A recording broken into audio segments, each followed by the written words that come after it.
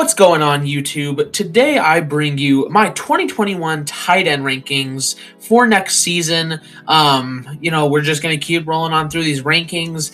Yet again, another hard list as same with receivers. There are a lot of good tight ends in the NFL, and I know there's definitely going to be some people that disagree with this list, but let's move into it. So starting off with our honorable mentions, we actually have three guys that could very well be on this list. You have Gerald Everett, who's now on the Seahawks, who I think is just a star waiting to break out. I think he can be top 10 on this list next year, going in to be that number one tight end most likely for Russell Wilson and the Seahawks. So I think he could have a great year and some great production. Tyler Higbee, one of the more underrated tight ends in the NFL, been a very solid tight end for the Rams for a while now. Just a very good guy. He goes in, he does the job, gets 500 yards every season and maybe a bit more, maybe a bit less, but very solid tight end. And then TJ Hawkinson, very, very difficult to not put him on this list. But at the end of the day, I still think it's a little too early. He hasn't quite put that kind of production yet. Plus, when you remove Matt Stafford and give him Jared Goff, I definitely don't see his production going up. If anything, it's probably going to go down. So I have TJ Hawkinson here at number 11, technically, in the honorable mentions. But moving on to number 10, we have Robert Tonyan, the breakout star for the Packers this year. Very solid year, 600 yards, 11 touchdowns, 11 yards per play, 52 catches. This guy was very, very solid in his breakout campaign. Now, obviously, the question remains, can he, redo that again next year or potentially be even better? And then, for pretty much all the Packers offense right now, no Aaron Rodgers is really hurting them. He might be a bit higher on this list, maybe 6, 7, if not for the fact that he probably won't have Aaron Rodgers. And again, there's that doubt in the first place of will he even reproduce what he did in his first year or his breakout year. So I have him down here at number 10, but he still had a very, very solid 2020 campaign, and we'll see if he can build off of that. At number 9, we have Rob Gronkowski, 600 yards, 7 touchdowns, 14 yards per play, 45 catches.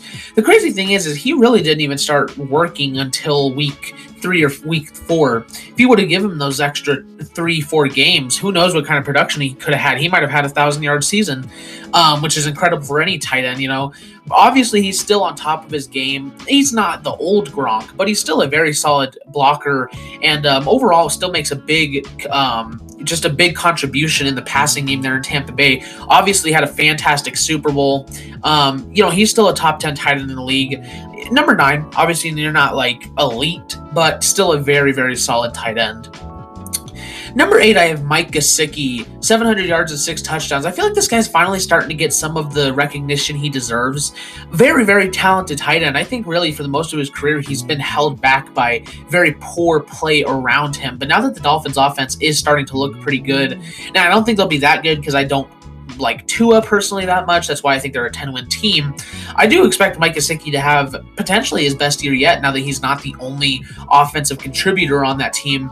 And he's been very solid for years now and looks to continue that next year. So, and then moving on to number 7, Noah Fant, who last year almost 700 yards, 3 touchdowns, 11 yards per play.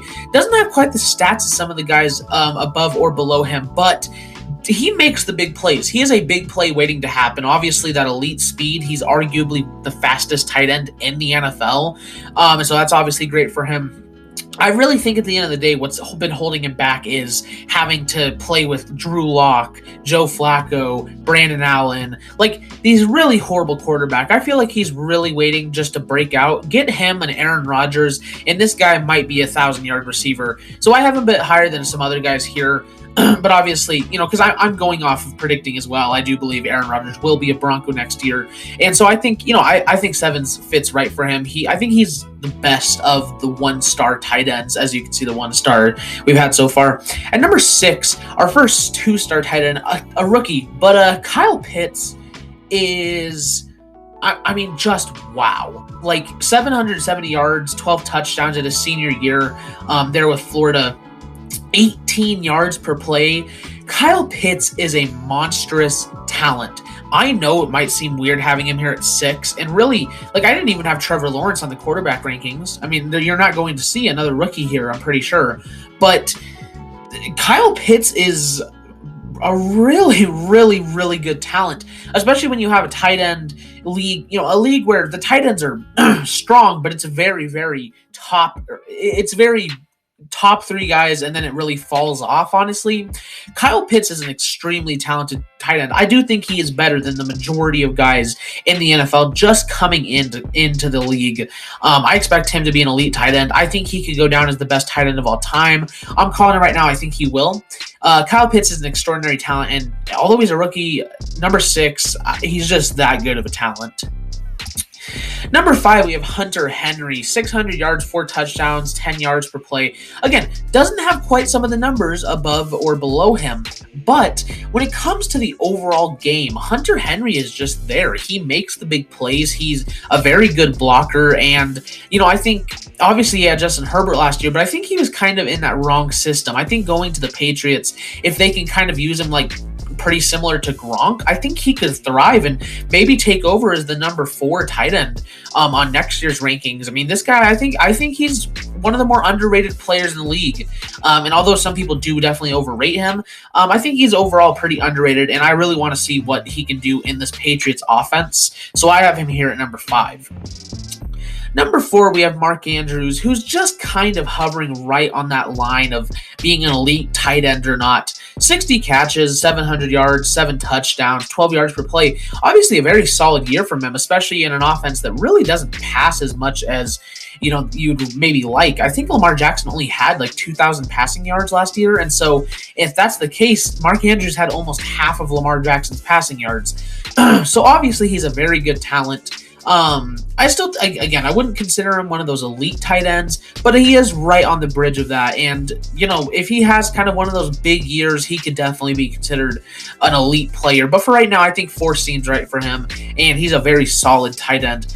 But moving on, our first forced to start tight end, Darren Waller. Man, 100 catches, 1,200 yards, and 9 touchdowns. Darren Waller is a monster.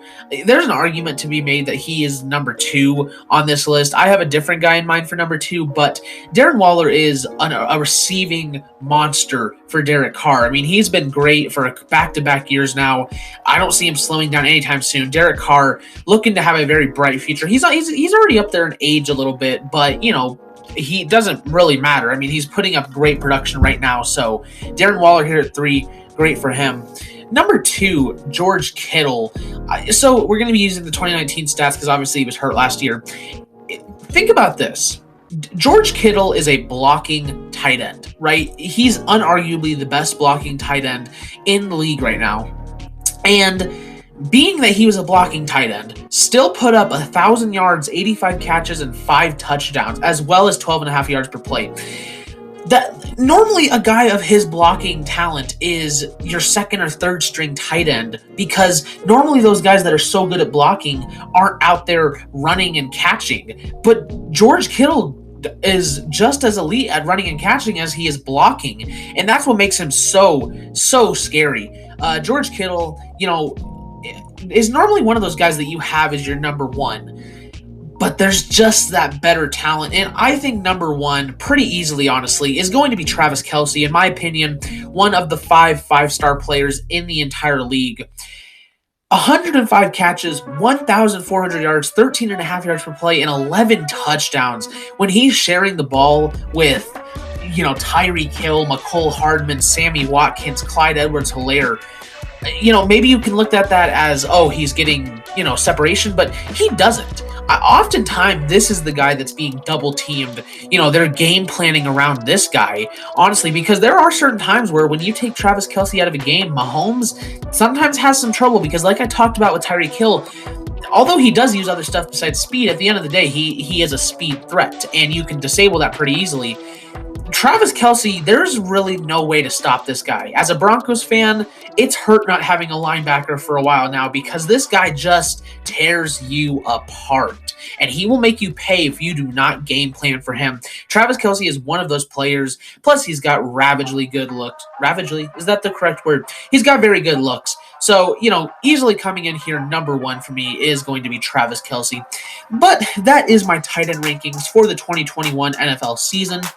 Let me know what you guys thought down below. If you did like the video, don't forget to leave a like, subscribe, and hit the notification bell so you never miss an upload. We just did our Julio Jones trade predictions, and next we're going to be either doing our next episode of Madden franchise with the Broncos, or we're going to be moving on to the tackles for my top 10 players. But yeah, thank you guys for watching though, and I will see you guys in the next video.